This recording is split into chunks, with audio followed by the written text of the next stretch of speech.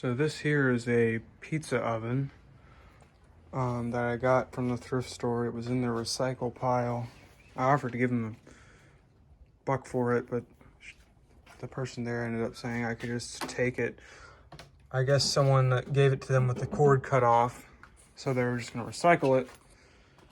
But I have a feeling that this would probably work. There's not normally a lot that can go wrong with an oven. Well, something that's this simple, where it's just, you know,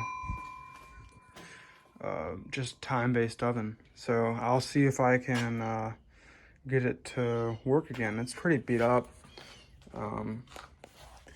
I can't even really read this sticker here because it's all like crumpled. And I assume this would have been a data plate on the front, but that's all scratched off. So yeah, we'll see if I can get it. Yeah, pretty simple. Just got your elements there. There's the power and the timer mechanism. That's about it. I was having a hard time getting the bottom off, and it turns out that the sheet metal was kind of bent up. It looks like it got hit at one point. This thing must have been just sitting in a garage for a while because it's got spray paint on it and whatever.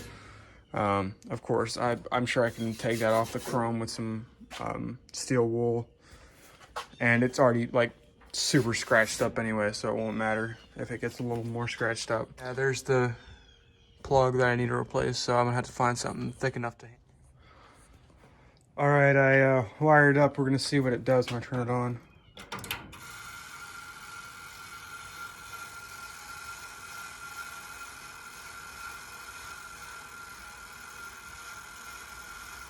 I feel heat.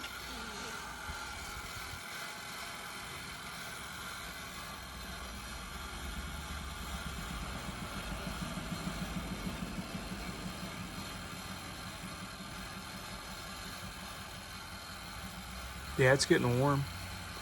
So yeah, it works. It makes you wonder why someone cut the cord. Must have just been old, I guess. I'm not exactly sure why someone cut the cord on this. I mean, it's a little dirty, but it's not anything uncleanable.